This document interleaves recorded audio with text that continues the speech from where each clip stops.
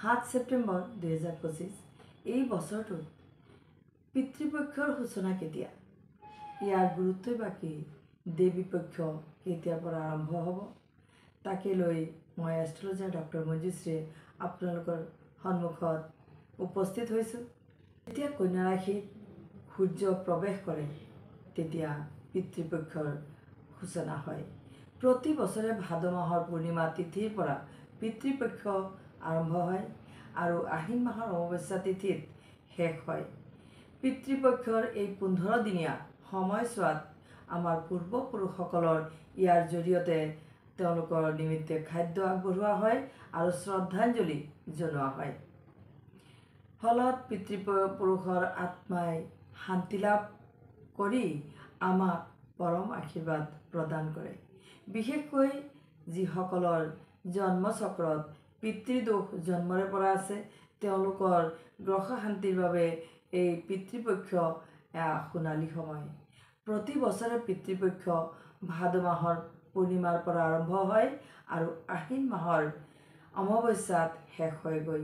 এই বছৰ ভাদ মাহৰ পূৰ্ণিমা তিথিত 7 ছেপ্টেম্বৰৰ নিশা 1:47 পৰা আৰম্ভ হ'ব আৰু শেষ হ'ব 21 ছেপ্টেম্বৰ বা 21 ছেপ্টেম্বৰ। সেই দিনটোত পিতৃপক্ষ অৱসান হ'ব।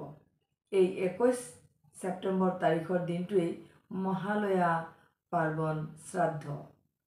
গতিকে এই যে মহালয়া পাৰ্বণ আৰু শ্ৰাদ্ধ সেয়া অপৰপক্ষ অৰ্থাৎ আমাৰ যিসকল পিতৃপুৰুষ মৃত্যু হৈছে তেওঁলোকৰ নিমিত্তে তেওঁলোকক তিল তৰ্পণ কৰা হয়।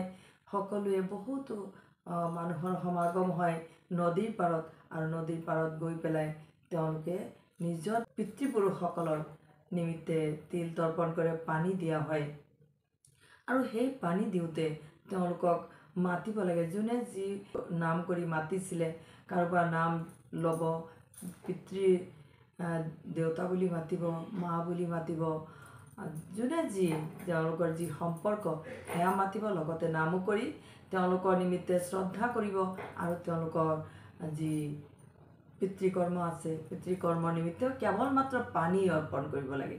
পানী ল'ব। যদি আপোনালোকে নদীৰ ঘাটত যায় তেনেহ'লে পূজাৰী তাত থাকেই। দেওসকলে এই কামৰ বাবে ৰাতিপুৱাই নদীৰ ঘাটলৈ যায় আৰু এই কাম তেওঁলোকে বিভিন্নভাৱে তেওঁলোকে কাম সমাধান কৰে। কেৱল হাতত আতপ চাউল আৰু তিল লৈ পেলাই পিতৃপুৰুষৰ নিমিত্তে পানী অৰ্পণ কৰিব লাগে। প্ৰত্যেকৰ নাম লৈ 3বাৰকৈ পানী অৰ্পণ কৰিব।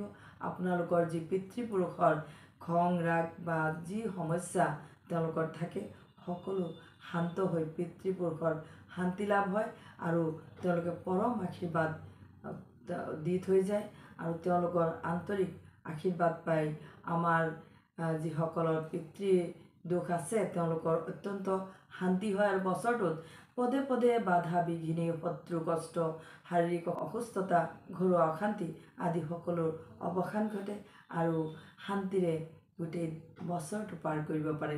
সেইকাৰণে পিতৃপুৰুষসকলক 21 তাৰিখৰ দিনটোত স্মৰণ কৰা অতি বাঞ্ছনীয়। পিতৃপক্ষ যি 7 ছেপ্টেম্বৰৰ পৰা আৰম্ভ হৈছিলে, এই 7 ছেপ্টেম্বৰৰ পৰা যদি কোনোবাই গীতা পাঠ কৰে, ঘৰত নাম সংকীৰ্তন কৰে, যিকোনো প্ৰকাৰে আমি ভগৱানৰ নাম ব্যক্ত কৰোঁ বা আমি ভগৱানক শ্ৰদ্ধা কৰোঁ, আমি পিতৃপুৰুষসকলৰ শান্তিৰ নিমিত্তে আমি যদি পূজা পাঠ কৰোঁ তেনেহ'লে আমাৰ পিতৃপুৰুষসকল সন্তুষ্ট হয়। তেওঁলোকৰ আত্মা গোটেই বছৰটো ধৰি তেওঁলোকৰ আত্মা বহুতো ধৰণৰ কষ্ট, তীব্ৰ জ্বালা তেওঁলোকে সহ্য কৰি বিতৰণ কৰি থাকে। গতিকে এই সময়ছোৱাত পিতৃপুৰুষসকল স্বৰ্গৰ পৰা তললৈ নামি আহে, মৰ্তলৈ নামি আহে। কিয় নামি আহে? আমাৰ যিসকল তেওঁলোকৰ যিসকল সন্তান সন্ততি, নাতি নাতিনীসকল মৰ্তবাসী যিসকল তেওঁলোকৰ ওচৰলৈ আহে, আহি পেলাই প্ৰত্যেকৰ ওচৰত তেওঁলোকৰ লগতেই থাকে এই 15 দিন। পিতৃপুৰুষসকল আমাৰ লগতেই এইকেইটা দিন থাকি খুব আনন্দ উপভোগ কৰে আৰু এই সময়ছোৱাত তেওঁলোকে পানী বিচাৰে।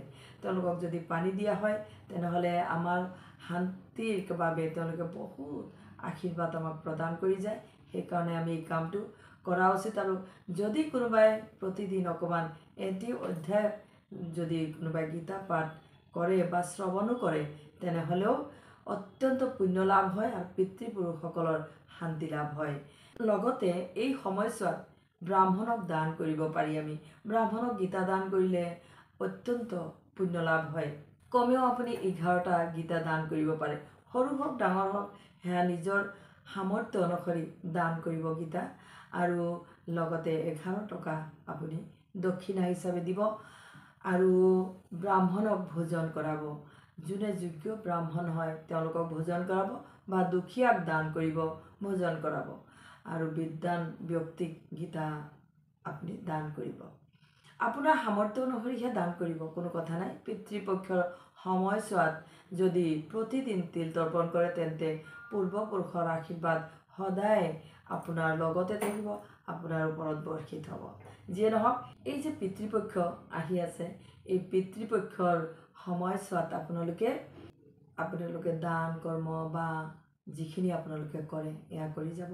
আৰু ময়ো মাত্ৰ পিতৃপক্ষ আৰম্ভ হ'ব, গতিকে ইয়াৰ বিষয়ে মই আগতীয়াকৈ আৰু বহুতো কথা আপোনালোকক জনাম।